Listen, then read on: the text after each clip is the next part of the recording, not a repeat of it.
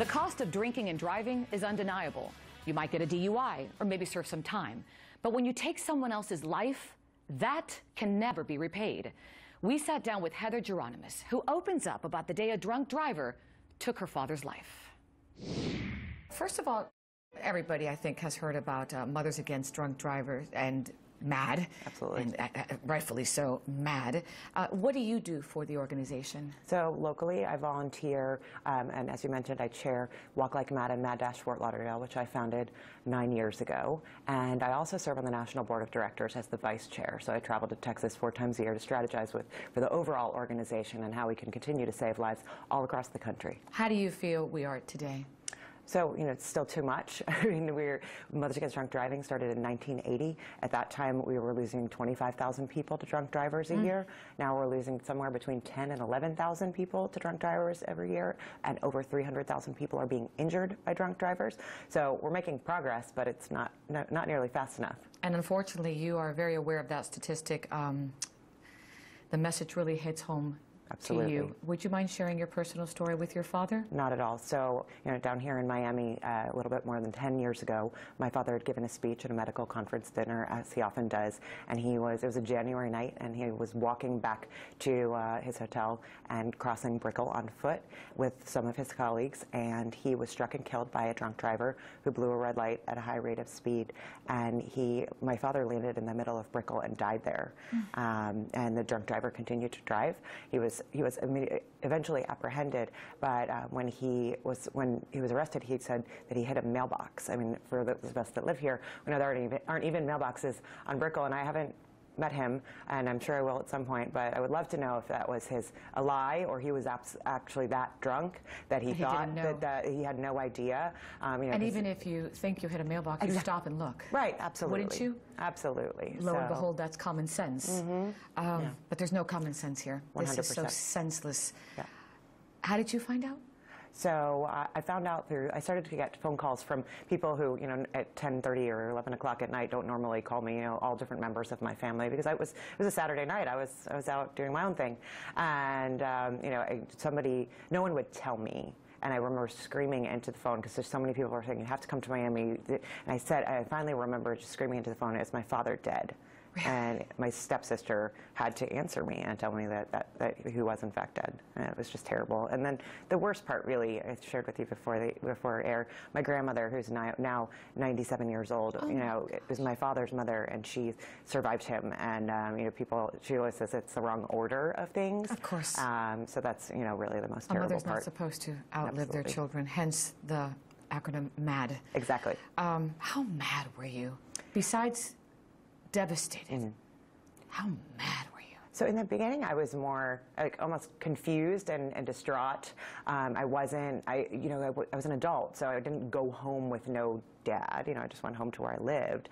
So it didn't hit home for a while. I was just kind of in a daze. But you know, anger, despair, all of the things that you could think of. And you know, that's where Mothers Against Drunk Driving really comes in and supports victims, because there's no reason. It's preventable. And there's a special set of circumstances, I think, that nobody can understand until it happens to them. They come with a death that didn't have to happen. And so that's where our victim support is so important to people like me and other people that are either injury survivors or people who experience death. And Heather, I know after that horrific experience, you decided to turn it around and become an advocate. Yes. How did it help you cope with the loss of your dad? So first, it's important to realize that Mothers Against Drunk Driving supported me in the year that it took for the person that killed my father to go to prison. And you know, from everything from providing necessary services to helping me give a speech at the trial. You know, the woman literally, Nancy, held my hand while I did it, because I was shaking and crying. So it's really important to realize that all that happened. And then I turned around and I thought, you know, MADD had a presence when I was growing up down here, and we just kind of had lost our footing. People seem to think that the issue is solved, and obviously by a personal experience I learned the issue was not solved. So I realized that I had to help, and I had to take a stand and do something for Mothers Against Drunk Driving, so we could talk about it before tragedy occurs, so people could learn about Mothers Against Drunk Driving like they will today, as opposed to coming to us because they've had a loss. I saw you at a podium talking. What were you doing there, and how did it help you to just start, sharing your story? So in that photo, I was advocating in Tallahassee for harsher punishment for drunk drivers. In most states, there's ignition interlocks for first-time offenders, which would stop people from repeating the offense of drunk driving. And we don't have that yet. So there, I was in MADD. I was in Tallahassee with lots of my colleagues from MADD, and we visited congressmen and senators, and we started the conversation, which we still have to finish. You mentioned that this individual went to jail, but he got out? Yep, he's been out for the last couple of years. It was extremely surreal. I actually did an interview with a news station right by where my father was killed the day that he was let out of prison. And I hope that if he sees this, or someone that knows him sees this, that he's telling the story about what he did, not in a way that makes people feel bad for him, but in a way that makes people realize that it's not okay. How long did he serve? He was in for 6 years.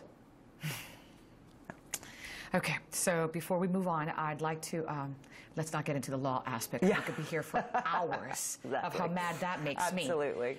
Let's go into our phone number, our toll-free number. If you have a question or two, if you'd like to share a story of a situation that you've been in with a drunk driver, 855-796-4475. I want to get into this special organization, MADD. It's just fantastic, Mothers Against Drunk Driving.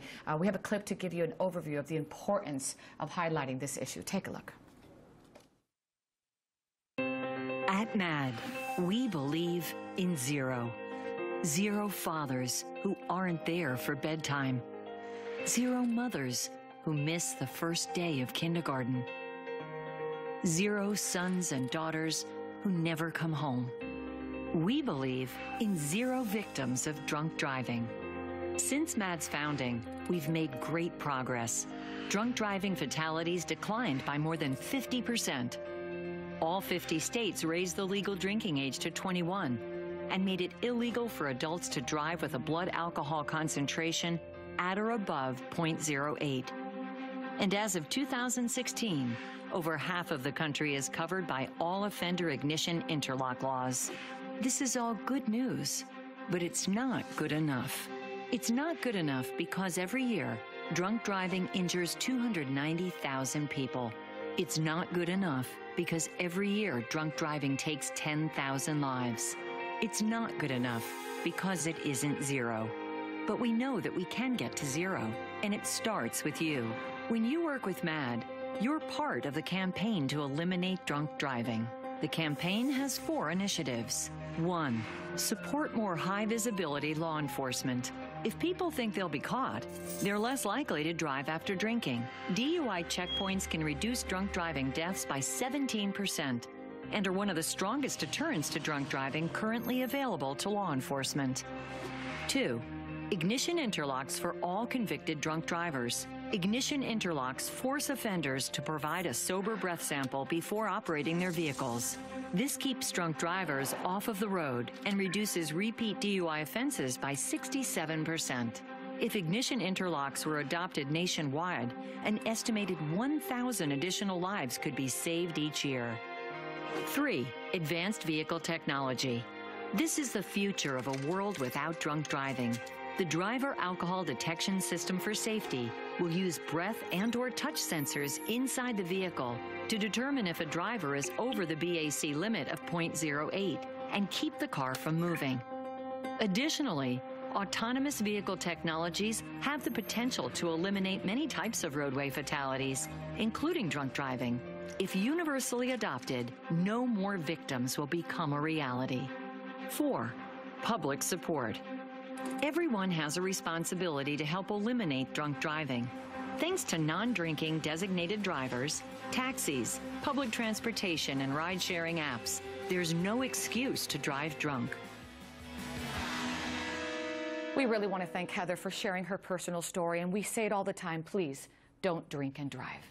Remember, you can hear more of her story and watch other moving videos from the Health Channel on our website, allhealthtv.com. So that does it for us today. Along with checking out our website, be sure to follow us on social media, Facebook, Instagram, Twitter, whichever one you like, at All Health TV. Thanks for watching the Health Insiders on the Health Channel. I'm Olga Villaverdi. We'll see you next time.